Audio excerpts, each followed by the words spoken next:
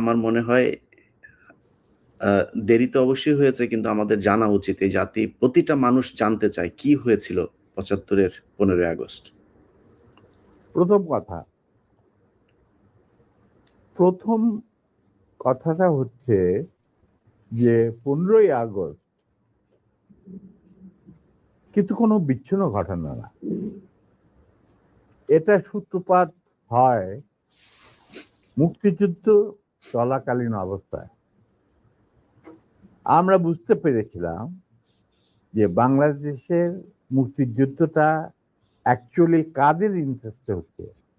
দেখে আমাদের ইন্টারেস্টে হচ্ছে যে আমরা আমাদের দেশ যুদ্ধ করে স্বাধীন করব, নাকি এটার পেছনে অন্য কোনো উদ্দেশ্য কাজ করছে।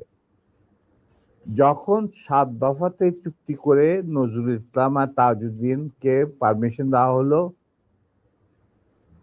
To establish provisional government in Calcutta, এই ৭টা ক্লজ পড়ে সাইন করার পর, দস্তখত করার পরে নজরুল ইসলাম সাহেব ফিট হয়ে পড়ে গিয়েছিলেন যে এটা তো একদম একটা দাস খত যে আমরা ক্রমান্বয়ে ভারতের একটা করদ রাজ্য, তারপরে একটা অঙ্গরাজ্য হিসেবে অঙ্গরাজ্যে পরিণত হবে বাংলাদেশ, হবু বাংলাদেশ। আর ওই joint declaration between Usmani and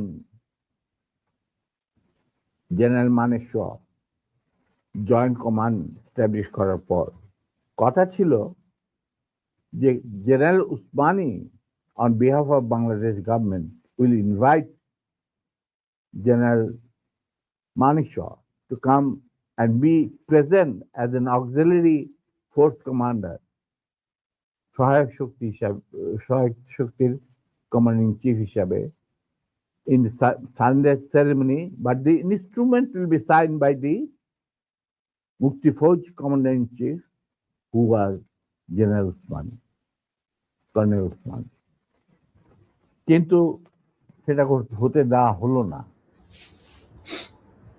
১৬ই ডিসেম্বরে যে সারেন্ডার সেরেমনি হলো রেস্ট করতে, সেখানে পরিষ্কার বাংলাদেশের জনগণ দেখতে পেল যে পাকিস্তান আর্মি সারেন্ডার করছে ভারতীয় সেনাবাহিনীর কাছে, এবং সেখানে